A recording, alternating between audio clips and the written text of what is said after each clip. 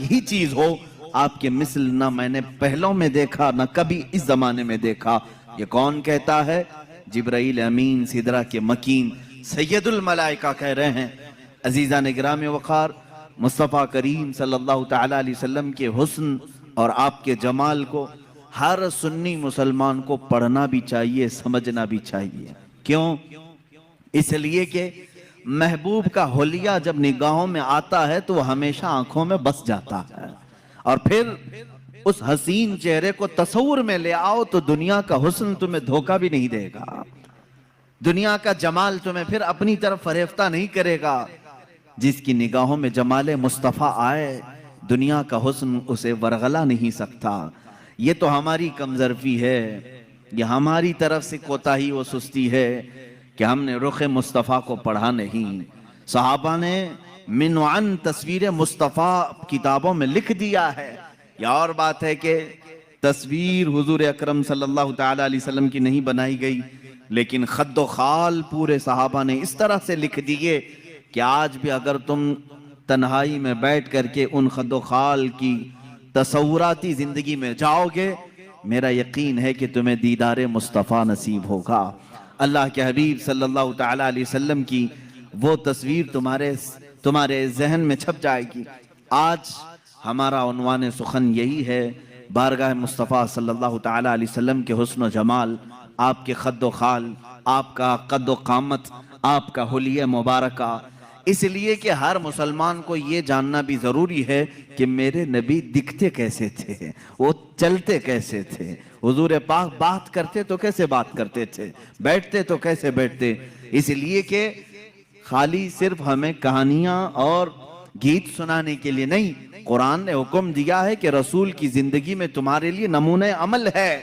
ہمارے لیے تو وہ آئیڈیل ہیں، ہمارے لیے وہ آئیڈیل ہیں، تو ہمیں ان کی ہر چیز سیکھنا ضروری ہے.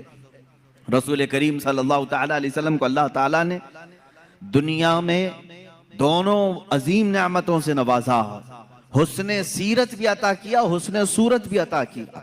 سیرت میں آپ کا مثل کوئی نہیں جو کل آپ نے سماعت کیا، اور صورت میں بھی آپ کے مثل کوئی نہیں.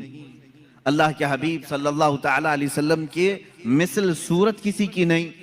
صحابہ اکرام نے الگ الگ انداز میں حضور کی بارگاہ میں ترانے پیش کی ہیں، قصیدے، اور تعریف بھی کی ہے اللہ کے حبیب صلی اللہ تعالیٰ علیہ وسلم کیسے تھے.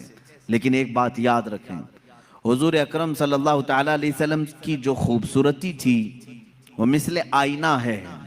ایک بات سمجھ لیں کہ آئینے میں ہر آدمی اپنے ہی چہرے کو دیکھتا ہے، اور جس کا چہرہ بھدا ہو آئینے کا قصور نہیں ہے. ایک روایت سے میں اپنی اس گفتگو کو شروع کرتا ہوں. حضور پاک صلی اللہ تعالیٰ علیہ وسلم صحابہ کے ساتھ بیٹھے تھے. ابو جہل آیا اور کہا محمد تم سے زیادہ بدصورت میں نے کسی کو نہیں دیکھا، معاذ اللہ رب العالمین. حضور پاک صلی اللہ علیہ وسلم نے کہا صدقتا، تو سچ کہہ رہا ہے. چلا گیا. تھوڑی دیر کے بعد حضرت ابو بکر صدیق رضی اللہ تعالیٰ عنہ تشریف لائے. کہا یا رسول اللہ صلی اللہ علیہ وسلم آپ سے زیادہ حسین و جمیل میں نے کسی کو نہیں دیکھا. اللہ کے نبی صلی اللہ علیہ وسلم نے فرمایا صدقت یا ابو بکر، اے ابو بکر تو نے سچ کہا. صحابہ جو موجود تھے انہوں نے پوچھا ابو جہل سے بھی آپ نے کہا سچ کہا، صدیق اکبر سے بھی کہا تو سچ کہہ رہا ہے. دونوں سچے کیسے ہو سکتے ہیں؟ ایک نے آپ کی برائی کی، دوسرے نے آپ کی تعریف کی. اللہ کے حبیب صلی اللہ علیہ وسلم نے فرمایا اے میرے صحابہ، در حقیقت میرا رخ انور آئینے کی مثل ہے، جو مجھے دیکھتا ہے وہ اپنی سیرت کو دیکھتا ہے. ابو جہل نے اپنی قباحت کو دیکھا، اپنی برائی کی. صدیق نے اپنی خوشحالی کو دیکھا، اپنی خوبصورتی کو دیکھا اور میری تعریف کی. رخ مصطفیٰ ہے وہ آئینہ.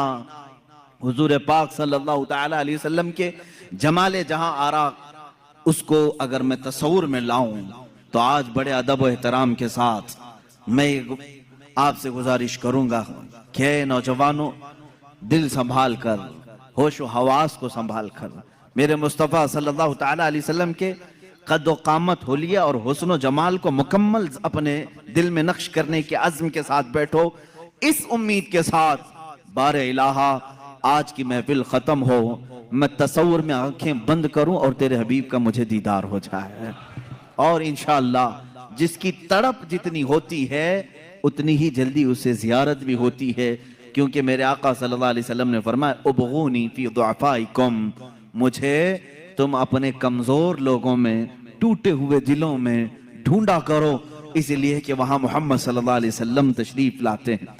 عزیزان گرامی، میرے آقا صلی اللہ تعالی علیہ وسلم کی سیرت طیبہ کے باب میں آپ کا حلیہ مبارکہ بھی بیان کرنا آتا ہے، یہ اسی کی ایک شاخ ہے۔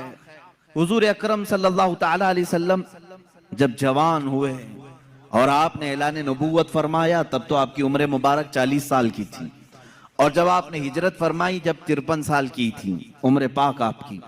اب 53 سال کی عمر میں صحابہ اکرام نے جو حلیہ بیان کیا، پھر جوانی کا حال کیا رہا ہوگا؟ جو صحابہ سیرت کے ان گوشوں میں بیان کی ہیں کہ میرے آقا کا حلیہ ایسا تھا، وہ اتنا حسین ہے کہ جو 25 سال کی جوانی کا حسن رہا ہوگا وہ کس انداز کا رہا ہوگا؟ صحابہ میں حضرت سمرہ بن جندب